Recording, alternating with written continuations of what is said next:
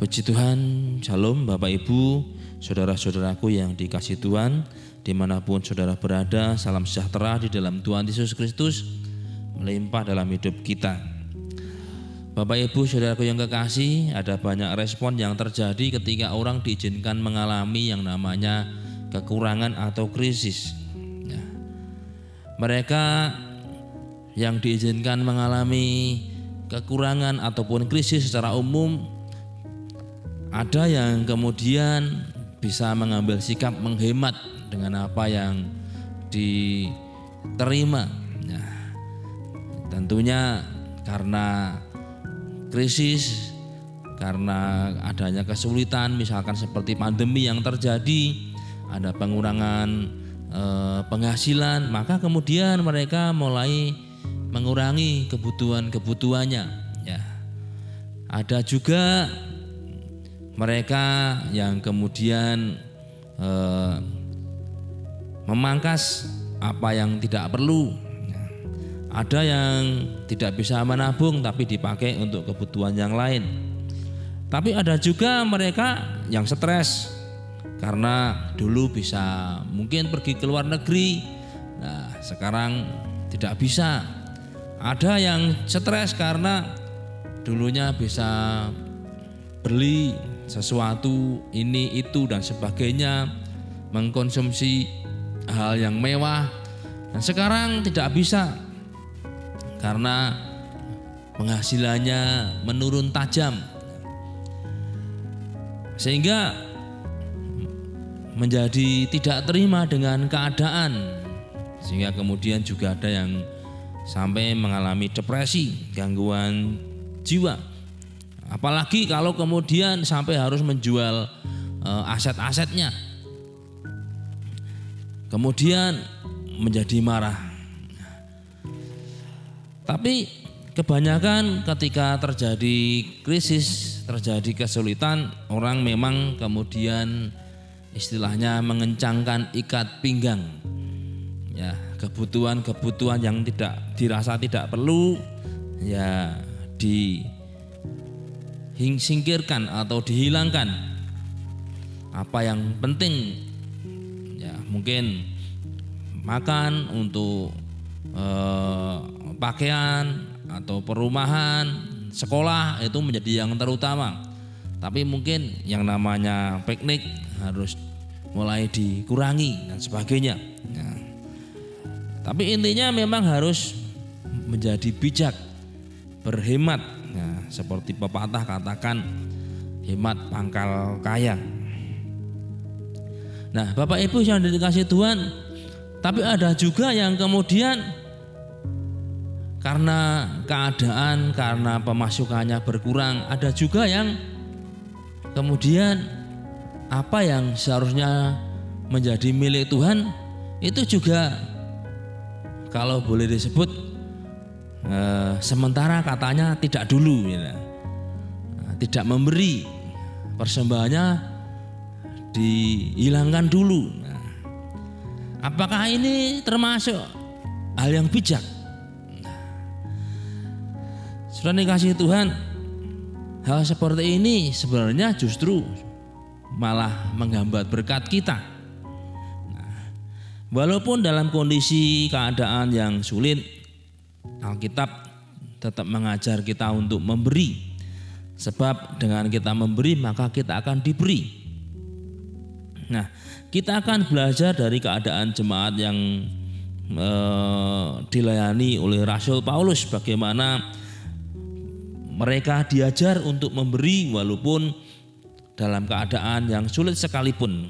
Nah, walaupun keadaannya mungkin dikatakan krisis, sukar, dalam masa yang kesesakan, tapi tetap diajar untuk memberi. Nah, dan apa berkatnya? Mari kita membuka Alkitab kita dalam kitab 2 Korintus pasal 9. Kita baca mulai ayat yang ke-6 sampai ke-8. 2 Korintus pasal 9 ayat 6 sampai 8.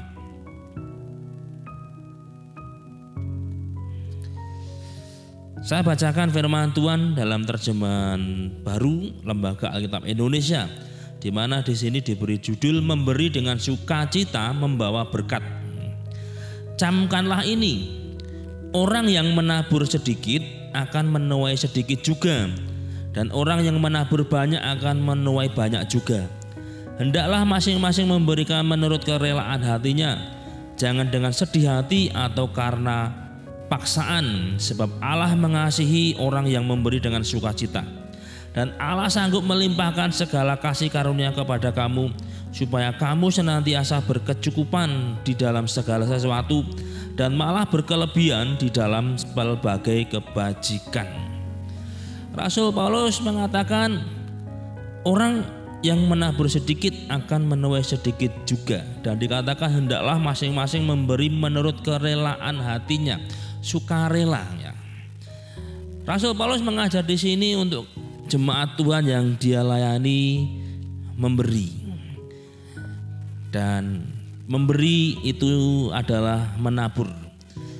Saudara, kalau orang menabur sedikit, dikatakan di sini tentunya menuai juga sedikit. Dalam arti bukan sama seperti yang ditabur. Kalau menabur sekilo ya tidak akan menuai sekilo. Memang lebih banyak, bisa mungkin 10 kali lipat atau 100 kali lipat. Tapi apa yang ditabur dengan yang dituai itu sebenarnya berjalan segaris. Artinya kalau menaburnya banyak ya secara umum bisa menuai lebih banyak daripada menabur sedikit. Orang artinya menabur sedikit untuk area 1 hektar dibandingkan dengan orang yang menabur banyak untuk area 2 hektar ya tentunya akan menuai yang lebih banyak yang 2 hektar. Nah, dan dalam pengertian rohani ketika kita menabur itu kita meluaskan area kita. Berarti kalau kita menaburnya semakin sedikit kita mempersempit area kita. Ya kita artinya juga sebenarnya mempersempit apa yang kita terima. Karena apa yang kita tabur itu kembali kepada kita. Maka Rasul Paulus mengatakan supaya kita menabur dengan sukarela, dengan kerelaan. Dalam masa sulit orang kadang sukar rela, saudara. Bukan sukarela tapi sukar untuk rela. Apalagi kebutuhannya masih banyak dan sebagainya. Kadang orang berpikir walaupun sudah bertahun-tahun ke gereja, apa yang menjadi kebutuhannya dirasa lebih penting. Akhirnya apa? Ya tidak menabur. Padahal kalau dia tidak menabur maka tidak akan menuai. Seorang petani kalau dia tidak menabur maka musim depan dia tidak akan menuai. Itulah sebabnya petani-petani pada masa dulu setiap apa yang menjadi panen itu tidak semua diolah, tapi ada yang disimpan untuk menjadi benih di tahun berikutnya supaya dia di tahun berikutnya dapat menabur, dapat menuai. Kalau dia panen kembali maka dia pilih hasil panen itu yang baik untuk menjadi benih kembali. Dan kemudian dipersiapkan, dikeringkan, kemudian disemai untuk kemudian ditanam lagi dan seterusnya. Nah kalau satu ketika dia berhenti tidak menabur ya dia tidak akan menuai di tahun berikutnya. Saudara yang kasih Tuhan, demikian juga dengan hidup kita. Kalau kita merindu menerima menuai berkat, ya mari kita menabur dengan kerelaan, sukarela. Bukan sukar untuk rela, tapi Tuhan mengajar kerelaan. Dan apa yang kita tabur dikatakan di sini, kalau kita menabur sedikit akan menuai sedikit, kalau kita menabur banyak akan menuai banyak juga. Pertama di sini yang harus kita pahami, mari kita mengubah cara pandang. Bahwa ketika kita menabur itu sesuatu tidak hilang. Kadang orang berpikir itu seperti kewajiban. Nah, kita ke gereja kewajibannya mempersembahkan. Sebenarnya kita harus punya pemahaman bahwa ketika kita menabur maka kita mempersiapkan di hari depan. Seorang petani yang menabur hari ini, dia tidak akan panen hari ini. Ketika hari ini dia menabur, maka 3 bulan kemudian dia dapat menikmati panennya. Dan panen itu akan lebih banyak dari yang dia tabur. Mungkin dia menabur 1 kilo atau 2 kilo, tapi dia bisa menuai mungkin 1 ton atau lebih. Nah, tapi ketika dia menabur, besoknya nggak langsung kemudian dia panen. Demikian juga dengan ketika kita menabur hari ini. Mari kita berpikir bahwa ketika kita hari ini menabur, sebenarnya kita sedang mempersiapkan tuaian di masa depan.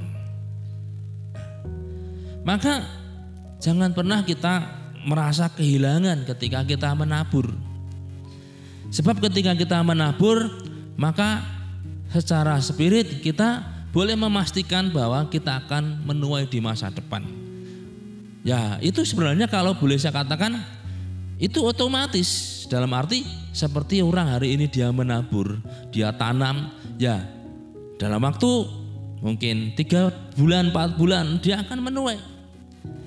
Ya memang juga dipengaruhi oleh yang namanya perawatan, bagaimana pemberantasan hama. Nah, itu gambarannya bagaimana kita menjaga di dalam doa kita. Nah, Bapak Ibu yang dikasihi Tuhan, kalau kita mengerti kebenaran ini, maka kita tidak akan pernah kecewa ketika kita menabur. Nah, ada seseorang membuat matematis, dia mendengar satu firman Tuhan tentang menabur, maka dia berpikir itu seperti investasi. Dan ketika dia hanya berpikir itu investasi seperti nanti berbunga, dan ketika yang didapat tidak seperti yang diinginkan, maka gembalanya dituntut di pengadilan. Saudara, spirit yang salah ada dalam orang ini membuat dia tidak bisa menuai apa yang seharusnya dia terima. Kenapa? Sebab ketika kita menabur di dalam roh, Tuhan yang mengerjakan, dan bagian kita adalah ada kerelaan. Bukan seperti orang invest, nanti ada perhitungannya, ada nanti menuai atau menerima banyak. Orang menabur, dia yang diperlukan adalah sukacita dan kerelaan. Kenapa? Dia memberikan kepada Tuhan. Nah, dalam hal ini itu saya bedakan antara mempersembahkan perpuluhan. Kalau perpuluhan itu memang miliknya Tuhan, ya harus kita kembalikan, namanya miliknya Tuhan. Seperti kita meminjam satu barang, misalkan kita memperbaiki satu mesin air di rumah kita nggak punya alat obeng atau mungkin badut misalkan namanya ya. Dan kemudian kita meminjam kepada tetangga, saya mau buka keran, punya ndak? Mungkin kunci Inggris yang ukurannya besar, dan kemudian tetangga mengatakan, oh ini ukuran untuk keran ya, kemudian kita pakai, kita ganti, kita pasang kembali. Ya kalau selesainya kita balik ke, kenapa? Itu bukan milik kita. Mari kita sadari perpuluhan itu miliknya Tuhan, ya harus kita kembalikan. Dan itu harus kita bedakan, itu belum menabur. Kenapa? Yang miliknya Tuhan kok. Tapi menabur itu milik kita. Artinya apa yang Tuhan berikan kepada kita, mari kita berikan untuk kemuliaan Tuhan.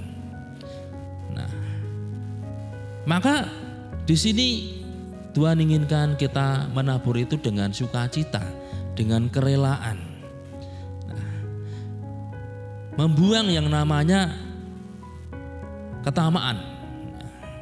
Saudara yang kasih Tuhan, dalam masa krisis seringkali orang kemudian muncul yang namanya eman-eman. Padahal itu menjadi akar untuk nanti cinta akan harta atau uang. Nah, kita harus waspada dalam kondisi seperti ini. Mari kita mempunyai dan memiliki hati yang penuh kerelaan, sehingga ketika kita menabur itu kita mengerti sebenarnya kita sedang mempersiapkan berkat kita di masa depan. Kalau kita tidak mau menabur, ya di masa depan jangan berharap akan menuai, karena kita tidak menabur. Tapi kalau hari ini kita menabur, maka kita akan menerima di masa depan. Perhatikanlah para petani ketika dia menabur, dia mengambil hasil panen yang dia terima. Dia enggak dengan gelo, dia menabur tidak dengan sukar rela, artinya dengan tidak nyaman. Tapi petani itu ketika dia harus menabur, dia mengambil panen yang dia terima hari ini diambil mungkin 1, 2 atau 5 kilo, itu dia tidak kecewa, dia tidak gelo, tapi dia mengerti. Karena apa? Karena dia tahu bahwa hari ini ketika dia menabur itu akan menghasilkan yang besar, dan dia mengambilnya dengan biasa saja, dengan penuh sukacita, karena dia ngerti supaya dia dapat melangsungkan penghasilannya, pendapatannya. Mari kita miliki hati yang seperti ini. Ketika kita diajak menabur, sebenarnya Tuhan itu mau mempersiapkan berkat di masa depan kita. Kalau kita tidak mau menabur, ya masa depan kita bisa tidak menuai. Nah, lalu kalau kita menabur, maka Alkitab mengatakan Allah sanggup melimpahkan. Dan Allah sanggup melimpahkan segala kasih karunia kepada kamu, supaya kamu senantiasa berkecukupan di dalam segala sesuatu dan malah berkelebihan di dalam pelbagai kebajikan. Ketika kita menabur, saudara yang kasih Tuhan, tadi saya katakan kita mempersiapkan tuaian di masa depan, dan tuaian itu dikatakan berkelimpahan. Allah sanggup melimpahkan kepada kita. Mari kita pahami yang namanya Allah sanggup. Tuhan ketika petani ketika dia menabur, saudara perhatikan 1 biji padi itu ketika tumbuh itu bisa menjadi beberapa batang, dan batang itu akan mengeluarkan yang namanya biji-biji padi. 1 batang itu mungkin bisa 20 biji, kalau itu 5 batang bisa 100 biji ya, itu baru 1 biji padi atau gabah. 1 biji gabah ternyata menghasilkan cukup banyak. Kalau itu ada beberapa rimbun ya namanya, itu bisa menghasilkan banyak sekali. Maka orang menabur 1 kilo itu bisa meraih hasil bisa berkuintal-kuintal. Itu pelipat gandanya besar sekali ya. Jadi di dalam diri potensi gabah tadi itu, di dalam gabah itu ada potensi untuk bisa melipat ganda. Dari mana itu muncul? Ya saya percaya itu dari Tuhan. Ada kemampuan yang Tuhan taruh di dalam gabah tadi. 1 biji mangga kita tanam, dia nggak akan menghasilkan 1 buah saja, tapi 1 biji atau pelok mangga yang kita tanam itu bisa menghasilkan mangga bisa beberapa keranjang. Dari 1 biji bisa beberapa keranjang, mungkin 100 biji lebih. Nah, jadi 1 pelok itu ternyata sudah ada kemampuan untuk melipat ganda. Nah, kemampuan ini dari siapa? Ya dari Tuhan. Nah, berarti Tuhan punya kemampuan untuk melipat gandakan apa yang kita tabur. Mari kita pegang bahwa sebenarnya ada kemampuan Tuhan yang dinyatakan ketika kita mau menabur, ketika kita mau menjadi berkat. Menabur di sini mari kita perluas maknanya. Menabur ketika kita diajak bersama-sama di gereja. Mari kita menabur untuk mereka yang kekurangan dengan sembako yang Tuhan beri. Mari kita menabur dengan persembahan yang kita berikan melalui QR dan sebagainya. Mari kita menabur, kita ada program-program untuk mungkin Natal, Paskah atau 17 Agustus.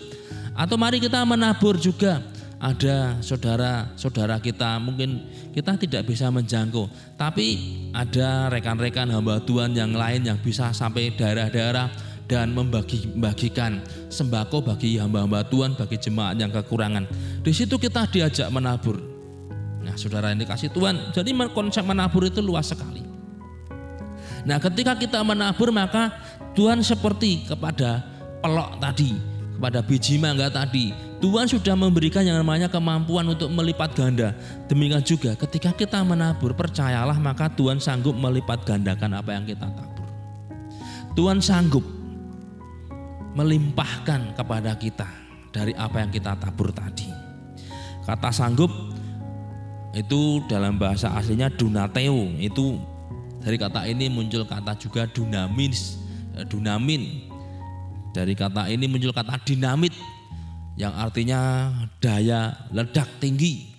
Nah, ketika kita menabur maka sebenarnya ada kekuatan atau ledakan yang besar. Dan saya percaya itu seperti ledakan berkat bagi kita. Karena apa? Ada kemampuan atau kesanggupan Tuhan yang menyertai ketika kita mau menabur. Itulah kekuatan Tuhan. Di masa yang sulit seperti ini, mari kita jangan awal untuk menabur. Kenapa? Karena kalau kita mau menabur sebagai satu bentuk ketaatan dengan kerelaan dan sukacita, maka Allah akan sanggup melipat gandakan. Allah sanggup melakukan segala sesuatu dengan kekuatan Allah yang besar. Kesanggupan itu dinyatakan di dalam diri kita. Sehingga seperti Rasul Paulus katakan, orang yang menabur sedikit akan menuai sedikit, orang yang menabur banyak akan menuai banyak. Ada kelimpahan yang Tuhan berikan pada kita. Ada kesanggupan yang besar yang Tuhan berikan pada kita. Maka Bapak Ibu Saudaraku yang dikasihi Tuhan, hari ini zamannya boleh keadaannya sukar. Tapi mari kita pahami bahwa kita ini adalah umat Allah. Mari kita pahami bahwa kita itu milik Allah. Dan Allah mengajak kita untuk menjadi terang. Bangkitlah, terangmu sudah datang. Mari kita bangkit menjadi terang bagi mereka yang kekurangan, bagi mereka yang perlu uluran tangan. Sebab ketika Allah memberkati kita, maka sebenarnya Allah mau menjadikan kita juga sebagai berkat. Kalau kita menjadi berkat, termasuk juga di dalamnya otomatis kita menjadi saluran bagi berkat bagi orang lain. Ketika Allah melipat gandakan apa yang kita tabur, mari kita juga pahami bahwa kita diajak untuk menabur melalui mereka. Mungkin itu orang yang belum mengenal Tuhan. Tapi kalau mereka kekurangan, kalau mereka perlu uluran tangan kita, mari kita menabur. Kenapa? Karena kita melakukan adalah untuk menolong. Karena kita adalah terang. Karena kita menjadi pengantaranya Tuhan. Maka dikatakan firman Tuhan, apa yang kita lakukan bagi salah satu anak Tuhan yang paling hina sekalipun itu dilakukan untuk Tuhan. Ketika mereka perlu air, kita memberi air, kita melakukannya untuk Tuhan. Ketika mereka berkekurangan, kita menjadi berkat bagi mereka, kita melakukannya untuk Tuhan. Itulah sebabnya Rasul Paulus mengatakan, dan apapun yang kita lakukan, lakukanlah untuk kemuliaan Tuhan. Melakukan bukan untuk manusia, tapi untuk Tuhan.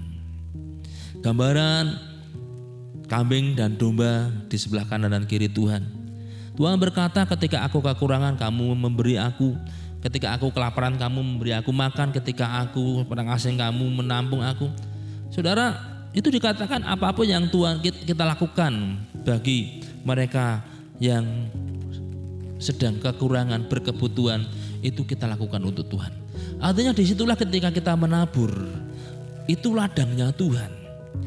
Mungkin kita tidak pernah mengerti apa yang terjadi, kenapa orang itu sampai seperti itu. Dan itu tidak perlu kita bertanya, kok kamu kenapa sampai seperti itu. Tapi mereka perlu uluran tangan. Itulah ladang yang harus kita taburi.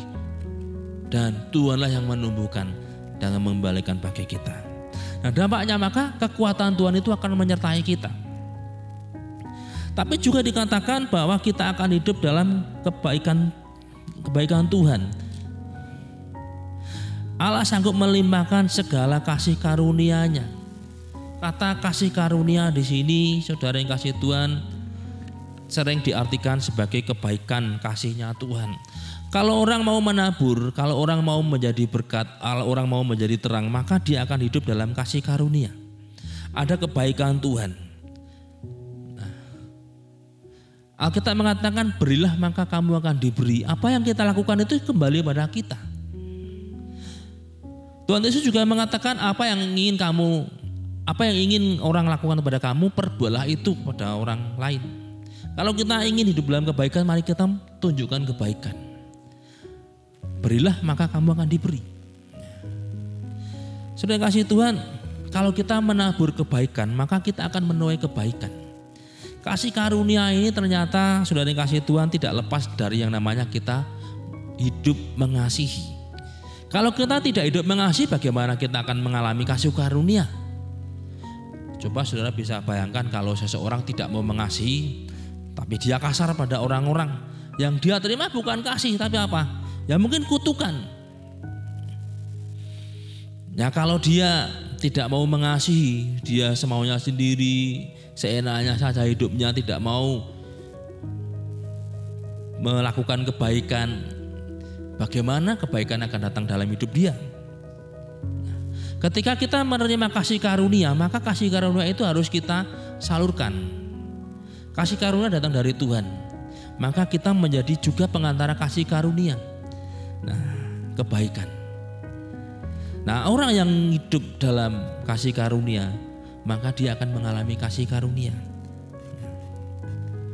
Kasih karunia Tuhan, kebaikan Tuhan akan melimpah dalam diri orang itu. Nah, satu hal yang menarik bahwa ketika kita hidup dalam kasih karunia, kita mengalami kasih karunia Tuhan dan kemudian kita bagikan kasih karunia itu pada orang lain, maka kita dapat mengalami yang namanya kasih karunia lebih. Kata kasih karunia, karis itu juga punya arti satu perlakuan yang istimewa. Kalau kita hidup dalam kebaikan, artinya kita menjadi alat untuk kebaikan dinyatakan, maka kita akan mengalami satu perlakuan yang istimewa. Pertama-tama ya dari Tuhan.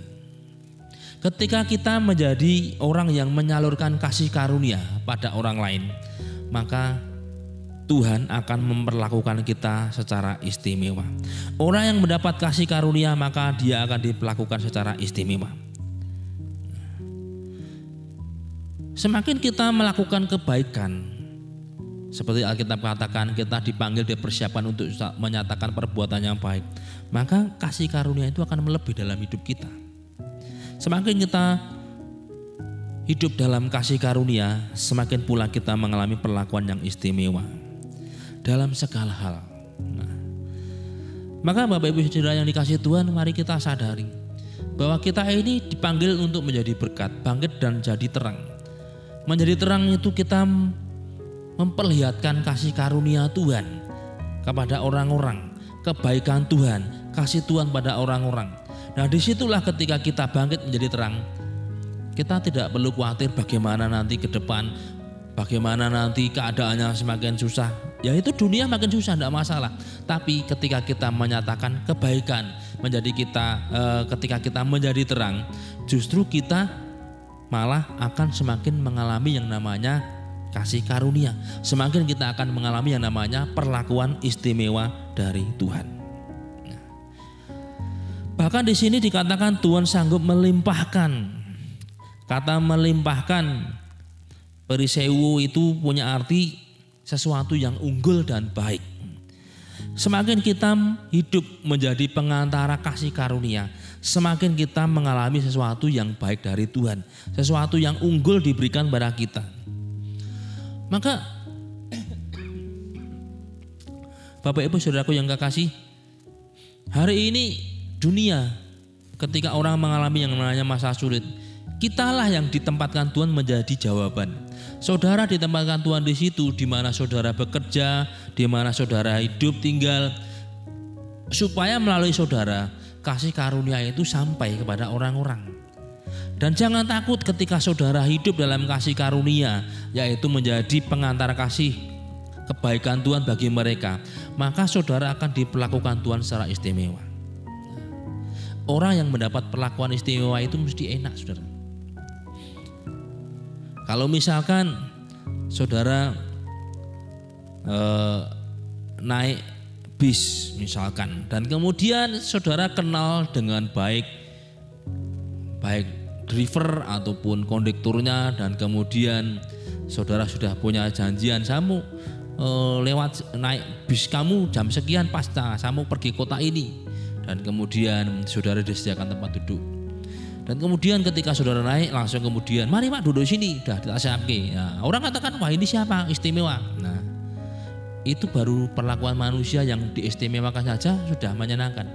Coba bayangkan ketika Tuhan memperlakukan saudara istimewa, itu akan luar biasa. Maka mari kita bangkit menjadi terang. Mari kita menjadi pembawa kasih karunia. Mari kita menjadi penyalur kasih karunia. Karena banyak orang mereka memerlukan yang namanya kasih karunia. Uluran tangan kita. Nah, untuk apa sih semua itu? Ketika Allah sanggup melimpahkan kita, ketika Allah sanggup memenuhi senantiasa kita bercukupan, dikatakan supaya kita berkelebihan di dalam berbagai kebajikan. Allah sanggup melimpahkan kebaikannya pada kita supaya kita hidup dalam berbagai kebajikan. Saudaraku yang dikasihi Tuhan, ketika Tuhan memerintahkan kita untuk menjadi berkat, maka kita sendiri pertama yang akan diberkati dulu. Kita punya kebutuhan, jangan takut. Allah pasti memenuhi. Rasul Paulus berkata, Allahku akan memenuhi segala keperluanmu menurut kekayaan dan kemuliaannya dalam Kristus Yesus. Supaya apa? Supaya kita dapat menjadi berkat. Karena apa? Kalau kita menjadi penyalur, dan ternyata kita ini buntet, ya nggak mungkin. Maka Allah akan membersihkan kita. Artinya seperti satu talang. Kalau talang itu ada yang bocor, maka akan ditambal. Kalau talang itu tidak baik, akan dibersihkan supaya air itu mengalir sampai tempatnya dengan benar. Demikian juga dengan kita. Kita akan dibersihkan Tuhan. Apa yang bocor dalam hidup kita akan ditambal Tuhan supaya kita bisa menjadi talang yang benar. Sehingga kasih karunia itu akan sampai pada orang lain. Mungkin kita berkata berarti kita hanya mengalirkan. Loh, bukankah kita dibersihkan itu ada kebaikan bagi kita? Ketika ada yang bocor dalam hidup kita ditambal oleh Tuhan, itu kebaikan bagi Tuhan, bagi kita. Artinya Tuhan akan memperhatikan kita. Diperhatikan segalanya. Itulah sebabnya Paulus mengatakan Allah sanggup memenuhi segala keperluan kita menurut kekayaan dan kemuliaan dalam Kristus Yesus. Dipenuhi itu gambarannya dibuat penuh supaya bisa berjalan. Talang itu seperti dipenuhi, artinya dia perbaiki supaya dapat menjadi saluran yang benar, supaya dapat melakukan tugasnya dengan baik. Misalkan motor supaya dapat berjalan ya tentu diisi bensin. Kalau tangkinya kosong ya tidak bisa berjalan, tidak akan melakukan tugasnya, maka tangki itu harus diisi. Misalkan tangkinya bocor gimana? Ya tentunya akan ditambal supaya bensin itu tetap ada di dalam tangki dan kemudian mengalir ke mesin sehingga bisa menggerakkan mesin itu, motor itu untuk berjalan, melakukan tugasnya. Kita seperti itu, kita diisi, Allah memenuhi keperluan kita itu seperti tangki. Kita diisi supaya dapat berjalan. Kita diisi Tuhan supaya dapat menjalankan bagian kita. Maka kalau kita dipanggil untuk menjadi berkat, kita dipanggil untuk menjadi terang, jangan takut. Percayalah. Karena Allah bertanggung jawab. Allah akan memenuhi segala keperluan kita dan menjadi penyalur berkat bagi mereka. Kata dipenuhi dalam bahasa aslinya juga punya arti diisi dengan komplit. Nah, Tuhan sendiri akan mengkompliti segala yang kita butuhkan supaya kita dapat menjadi talang yang benar. Nah, sudah kasih Tuhan, kalau Tuhan yang mengkompliti, Tuhan itu bekerjanya tepat, sempurna. Gak ada yang tersisa, maka jangan takut. Nah, disinilah perlunya sekali ketika kita menjadi berkat, kita mempunyai yang namanya rasa cukup, berkecukupan. Itu punya arti di mana kita mempunyai rasa cukup. Jangan sampai ketika Allah memenuhi kebutuhan kita kemudian kita menjadi tamak. Ingat, panggilan kita itu seperti talang, menjadi berkat bagi orang lain supaya orang lain dapat mengalami kasih karunia Tuhan. Kasih karunia Tuhan yang diberikan kepada kita secara melimpah itu sebenarnya adalah juga melalui kita ada bagian-bagian atau orang-orang yang mereka dapat menjadi atau boleh dikatakan menerima hak untuk mengalami kecukupan yang dari Tuhan melalui kita. Maka mari kita belajar untuk mencukupkan diri. Mari kita belajar untuk memiliki atau mempunyai rasa cukup. Supaya kita dapat menjadi talang yang benar. Supaya kita dapat menjadi talang yang baik. Coba kalau kita bayangkan talang ketika dia diisi air dan kemudian tidak mau menyalurkan, ya akhirnya meluap keluar dan tidak berguna. Tapi kalau itu terus diteruskan, maka talang itu juga akan terus berfungsi dengan baik. Tapi kalau itu megung, saudara, pertama yang terjadi mungkin baunya tidak sedap. Tapi yang kedua juga kalau itu dari satu logam, kareten dan akhirnya rusak, bocor. Tidak bisa digunakan. Mari kita sadari ketika kita diberkati Tuhan, kita menyalurkan itu membuat kita sehat secara rohani. Kalau kita tidak mau menjadi penyalur berkat, maka kita sedang menampung penyakit dalam hidup kita. Mari kita sadari hal ini. Nah, ketika Tuhan mengajak kita untuk menjadi berkat, berarti sebenarnya Tuhan mau bawa kita sehat. Ketika Tuhan mengajak kita untuk bangkit menjadi terang, Tuhan mau bikin kita sehat. Baik secara spirit tapi juga secara jasmani kita. Nah, mungkin orang diberkati melimpah tidak mau jadi berkat. Dia suka makan yang enak-enak. Percayalah gak lama kemudian dia akan sakit. Tapi kalau kita belajar mencukupkan, mempunyai rasa cukup, dan kemudian kita bagikan pada mereka yang membutuhkan, justru roh kita sehat, tubuh kita juga akan sehat. Nah, maka Bapak Ibu yang kekasih, kita dipanggil untuk bangkit menjadi terang. Mari kita menabur dengan apa yang sudah Tuhan berikan. Mari kita belajar memiliki rasa cukup. Hari ini ketika keadaan sedang sulit, mari kita sadari kitalah yang Tuhan tempatkan untuk menjadi jawaban supaya pertolongan Tuhan, kasih karunia Tuhan itu sampai kepada orang-orang di sekitar kita. Mari kita bangkit menjadi terang. Percayalah Tuhan sendiri yang akan membuat atau memenuhi apa yang kita perlukan supaya kita bisa menjadi berkat bagi orang lain. Rasul Paulus mengatakan, barang siapa menabur sedikit akan menuai sedikit, barang siapa menabur banyak akan menuai banyak. Itu hukum alam, dan itu juga hukum roh. Mari kita pegang, jangan takut untuk menabur, sebab ketika kita menabur, maka kita mempersiapkan tuaian di masa depan kita, bahkan bagi anak cucu kita. Nah, dengan kita menabur, maka kita sebenarnya makin diberkati. Nah, puji Tuhan bila firman Tuhan menjadi berkat bagi setiap kita. Tuhan Yesus memberkati.